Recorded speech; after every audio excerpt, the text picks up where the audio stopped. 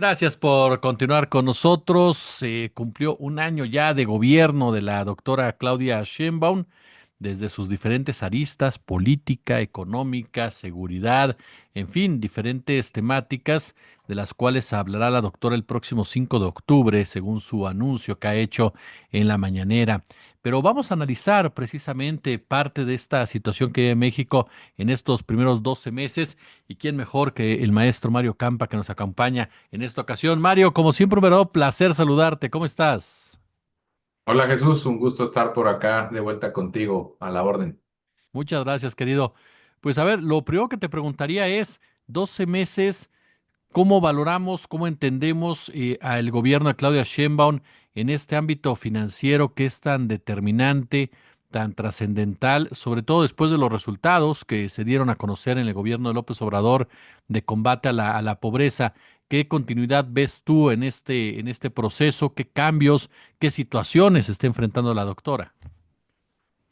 Bueno, primero que nada hay que decir, Jesús, que el primer año suele ser un año condicionado para un sexenio, condicionado por lo que entrega casi siempre el presidente anterior en su sexto año, que suelen ser presupuestos un poco más expansivos, o sea, que gastan un poco y entonces al primer año siguiente le toca cierta consolidación. De hecho, hay reglas hacendarias que así lo marcan, que así lo ordenan.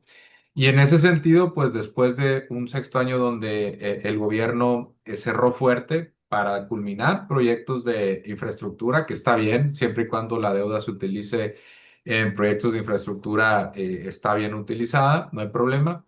Pero después hay que presentar cierto presupuesto con ahorros, ¿no? Ahorro público. Entonces, en esa circunstancia llega Claudia Sheinbaum. Otra que le toca, otra condición, otro condicionante es, por supuesto, el de Donald Trump, que ha puesto sobre la mesa mucho ruido arancelario externo.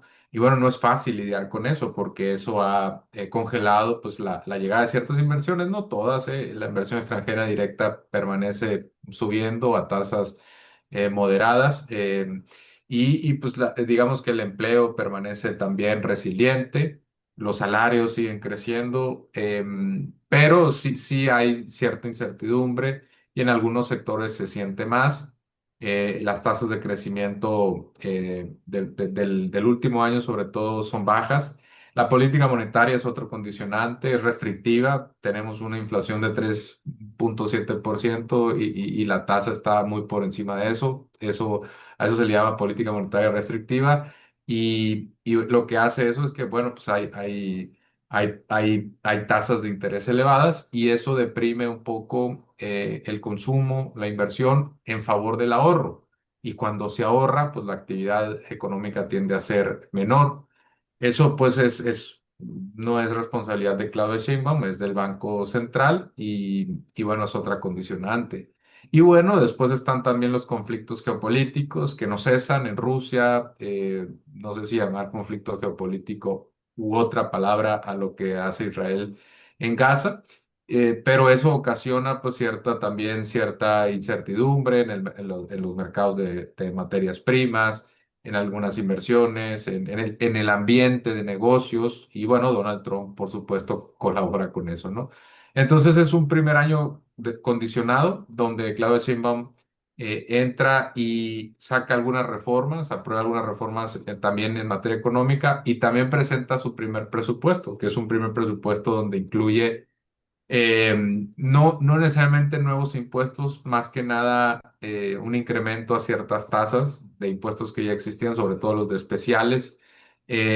Como sabes, pues a las bebidas azucaradas, a las apuestas, esos básicamente es IEPS, y también a aranceles a productos importados de países donde México no tiene un trato de libre comercio, típicamente, o bueno, podemos pensar en los asiáticos, ¿no? Corea, eh, China, Indonesia, India, esos serían principalmente los afectados, ¿no? Entonces, es un año complejo en ese sentido.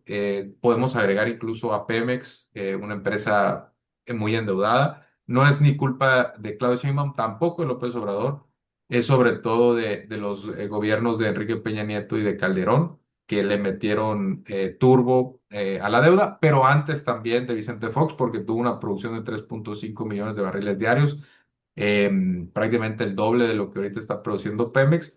Y en vez de reinvertirlo, en vez de canalizarlo a nueva exploración, pues lo metió a la licuadora del gasto general y utilizó en cambio la producción para sacar nueva deuda él y los gobiernos sucesivos. Y bueno, pues el resultado es que en estos momentos, pues Pemex, como parte de un ciclo complicado, donde caen los precios, donde no descubre nuevos yacimientos, etcétera, pues está metido en problemas y ahora tiene que apoyarlo el gobierno federal. Entonces, eso creo yo, podemos resumir más o menos qué es lo que hereda Claudia Sheinbaum. Son bastantes condicionantes, no es fácil lidiar con ellas, tiene poco margen de maniobra. El margen que puede ganar ella es mediante las negociaciones o las negociaciones con Donald Trump, mediante algún tipo de esfuerzo recaudatorio para incrementar la capacidad de gasto, algún esfuerzo de austeridad. Lo que pasa es que López Obrador sí hizo, ya estiró la liga y no hay mucho de donde más rascarle.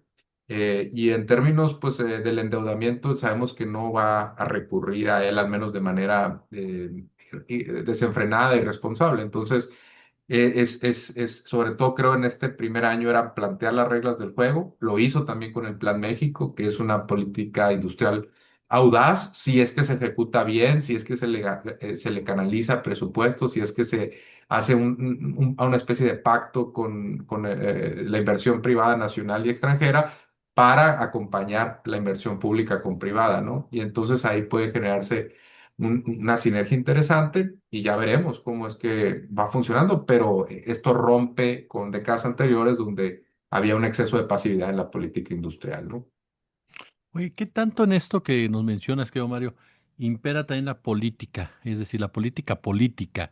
¿Qué tanto se interviene en la política económica? ¿Qué tanto crees tú que juegue precisamente en los vaivenes que se puedan generar? Bueno, la política interviene, por supuesto, ¿no? Para aprobar un presupuesto. Bueno, ahorita está la discusión del primer presupuesto que plantea Claudio Sheinbaum. El anterior tiene mucho de la inercia del sexenio anterior. Pues, por supuesto, mientras tenga que ser aprobado, incluso si tu coalición tiene una mayoría y una mayoría apabullante, de cualquier forma, creo yo que con tal de que tenga cierto consenso y que no haya mucho alboroto, pues a veces tratas de escuchar a las voces y al escuchar a las voces, pues puedes priorizar no únicamente tu programa económico, sino también las demandas, ¿no? De ciertos sectores o ciertos representantes populares, es lo normal. Entonces, pues la política ahí interviene. La política también, la geopolítica interviene también en las negociaciones con los Estados Unidos. Donald Trump tiene una ideología, tiene también además una predilección por los aranceles. Y bueno, eso ha hecho que México haya tenido que acercarse más a Estados Unidos, creo, de lo que quisiera, a partir de las amenazas, ¿no? De una, digamos, predilección o algún tipo de simpatía natural de Claudio Sheinbaum por los Estados Unidos. Yo pensaría que si hubiera un contrafáctico de que Donald Trump no hubiera llegado o que hubiera llegado con menos amenazas, yo creo que Claudia Sheinbaum hubiera buscado acercarse más a otros países, no necesariamente China, pero sí a los países latinoamericanos, no sé si a los BRICS, ¿no?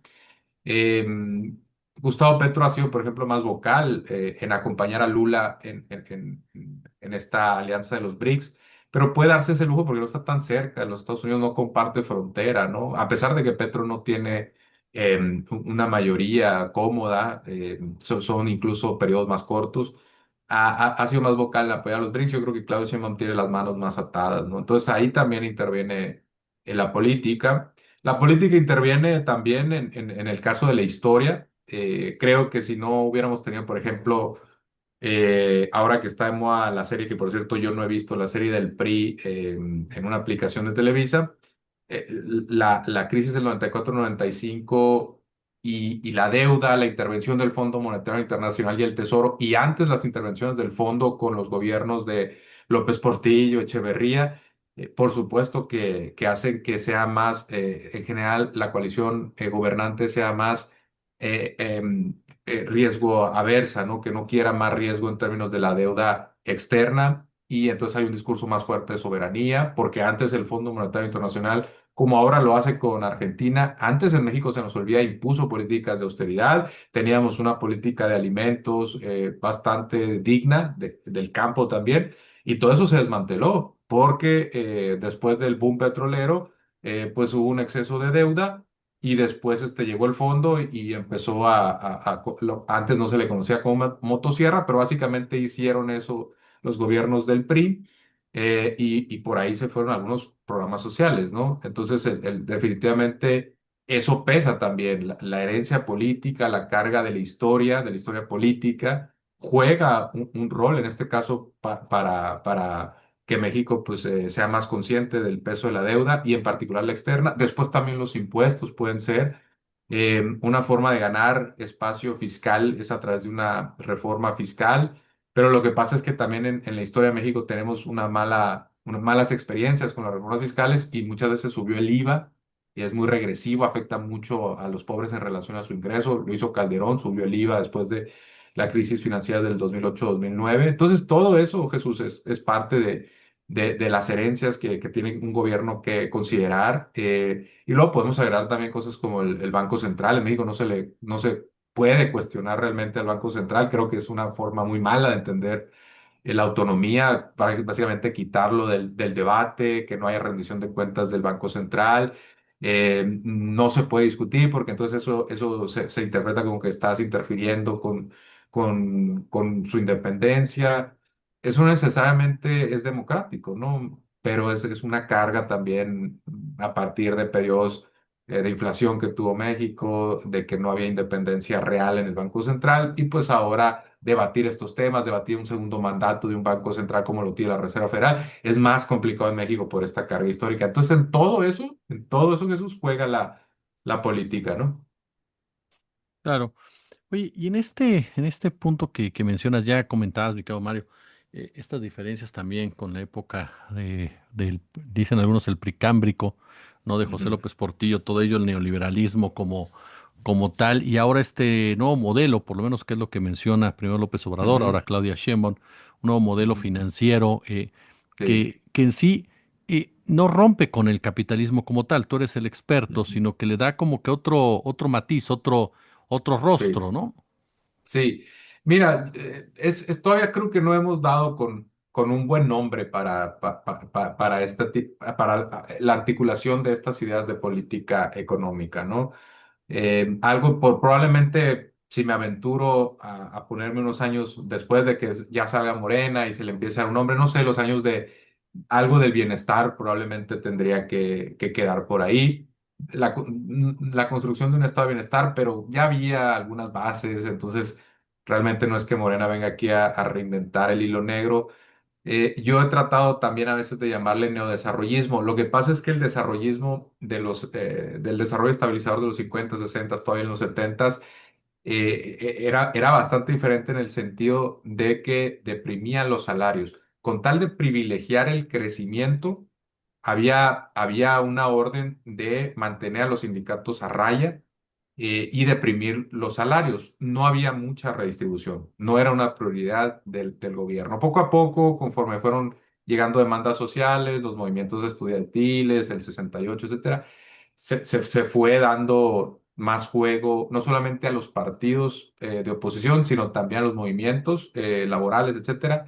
Y se fue relajando un poco ese tema, se fueron creando nuevos programas sociales, pero aquí estamos hablando, por ejemplo, del salario mínimo ha aumentado mucho. Eso hubiera sido impensable en el desarrollo estabilizador. Entonces, no es exactamente lo mismo. Aquí hay más juego de la inversión extranjera directa. Allá se buscaba atraer, porque realmente era una economía casi de monocultivo. ¿Qué quiere decir monocultivo? Que dependíamos mucho del petróleo en relación al PIB, en relación a los ingresos públicos. Y eso ha cambiado, ya no se depende tanto del petróleo, ahora más que nada se trata de llevar a Pemex a una etapa de finanzas sanas, incluso de diversificación en una transición energética que lo fuerza a Pemex a reinventarse un poco al menos. Pero en el desarrollo estabilizador eran otras condiciones, ¿no? Era otra relación también con los empresarios, por momentos mala, por momentos buena.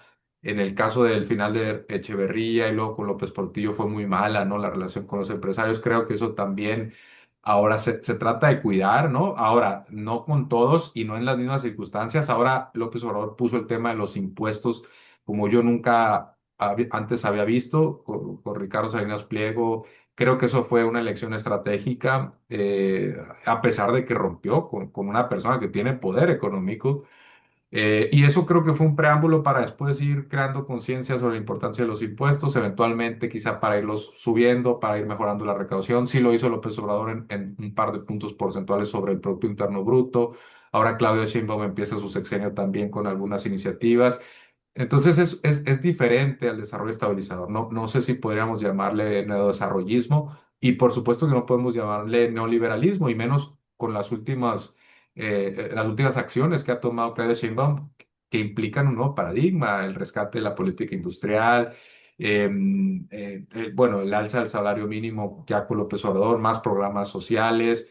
Eso no es lo que prescribía el neoliberalismo, tampoco aranceles, los aranceles que puso Claudio Sheinbaum a las importaciones asiáticas. Entonces, eh, sí hay un rompimiento. Ahora, vivimos en una etapa muy globalizada todavía, a pesar de Trump, y muy capitalista. Entonces, quien quiera ver en los gobiernos de Morena socialismo y menos comunismo, pues se equivoca, ¿no? Es un capitalismo un poco más social o con más involucramiento del Estado, con algunas políticas de desarrollo, un poco más responsable medioambientalmente que años anteriores, también por las condiciones que impone el mundo. Claudio Sheinbaum está tratando de impulsar las renovables, a veces contra las inercias de CFE, de Pemex, ¿no? Entonces hay algunas cuestiones que es difícil ponerlas en perspectiva histórica. Yo creo que todavía ni los historiadores, ni los economistas, ni politólogos, etcétera, hemos dado con un nombre, un concepto que logre agrupar todas estas nuevas ideas de Morena, pero sí hay destellos de cosas distintas que podemos ver y que sin duda van a pasar a la historia y habrá que analizarlas después, incluso con más frialdad, porque todavía están los sexenios de Morena en curso, ¿no? Y el de Claudio Sheinbaum en particular apenas va empezando. Oye, y algo que en parte ya no lo explicaste, pero ¿hay una continuidad? Es decir, tú ves un alejamiento de Sheinbaum o realmente ves una evolución hacia lo que se ha publicitado como el segundo piso? Es decir, de primero por el bien de todos, primero los pobres, al famoso estado de prosperidad compartido. No, yo creo que sí es justamente lo que te dice el segundo piso es que hay continuidad, pero estás buscando, pues ya no, digamos, quedarte en la base, sino agregarle tú capas de complejidad, capas de cada vez más acabados, etcétera, ¿no? Entonces, sí hay, insisto, algunas cuestiones distintas en términos de lo que Claudio Sheinbaum contrasta con López Obrador. Claudio Sheinbaum está impulsando más la innovación y el desarrollo, convirtió al CONACYT en secretaría.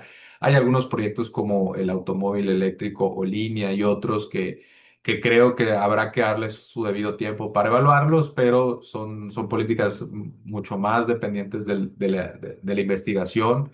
Ella como investigadora creo que ha buscado un cierto relanzamiento y eventualmente creo que va a poner más presupuesto sobre la mesa. Las energías renovables ya lo comentábamos, aunque no podemos hablar de un rompimiento porque sigue, por ejemplo, la mayoría del Estado, la compra de Iberdrola, toda esa parte que hizo López Obrador, Claudio Sheinbaum no tengo dudas que la va a respetar.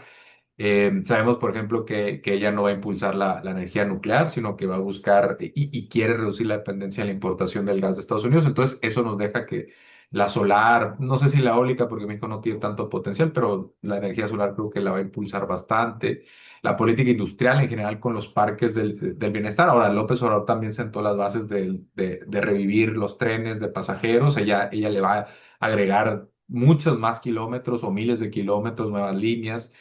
El istmo de Tehuantepec apenas se quedó apenas en las bases. A ella le corresponderá, por ejemplo, lo que es las licitaciones públicas para ya la asignación de los espacios.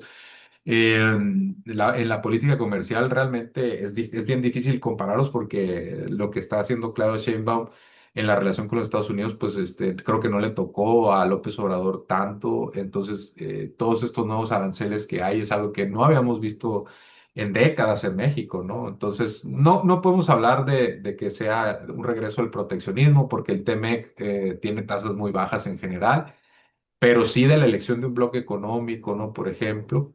Entonces, sí, y bueno, en términos de los programas sociales también hay, Claudio Sheinbaum tiene un énfasis en el género, en las políticas de género.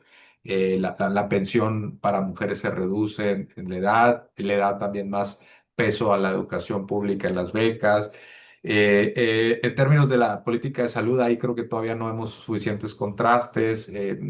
Creo que hace falta que haya más claridad sobre cómo se piensa llegar a una cobertura universal efectiva, ¿no? O real, digamos, sustancial, más desarrollo de infraestructura, etcétera, ¿no? Pero, por ejemplo, si tiene un programa nuevo que es el de salud casa por casa, ¿no? Entonces yo creo que sí hay algunas tonalidades nuevas que estamos viendo en la política económica con Claudia Sheinbaum. Lo de los impuestos ya ni se diga, ¿no? Es un aumento de más o menos 6% real, lo que está planteando la ley de ingresos de aumento tributario, ¿no? Y López Obrador en sus últimos años fue de 2%. Entonces, los nuevos impuestos especiales que está promoviendo ahora y los aranceles de Claudia Sheinbaum es algo que no lo vimos con López Obrador, ¿no? Más allá de los esfuerzos de recaudación en las aduanas y otro tipo de cosas que se van a continuar, ¿no? Entonces, esto sí me permite a mí ver algunas diferencias, pero sigue siendo un gobierno de izquierda progresista, con un énfasis en la redistribución. No creo que se descarrile el tema de la combate a la desigualdad y la pobreza. Es complicado ahorita evaluar porque te digo apenas va un año, porque hay muchos condicionantes, porque la tasa de crecimiento del primer año sí fue baja. Pero hacia adelante, conforme las condiciones mejoren, que no tengo dudas de que mejorarán, salvo que hubiera un choque externo que nadie puede ver en estos momentos, que Estados Unidos, por los aranceles, Donald Trump lleva a la economía a una recesión, etcétera, que no veo todavía como escenario base. Entonces México se metería en problemas, pero creo yo que el 2026 va a ser un mejor año que el 2025 e iremos viendo con el nuevo espacio fiscal, creo que todavía más color sobre algunas cosas que esté innovando Claudio Sheinbaum con respecto a su antecesor, ¿no? Mi querido Mario Campa, siempre es un verdadero placer escucharte y aprender de ti, y te agradezco muchísimo estos minutos para nuestra comunidad. Muchas gracias, Jesús. Siempre un gusto estar aquí contigo y un saludo a todos los que te ven, que sé que son muchos y muy atentos y que comentan y dan like y sigan así, por supuesto, y espero regresar pronto para tener otra charla.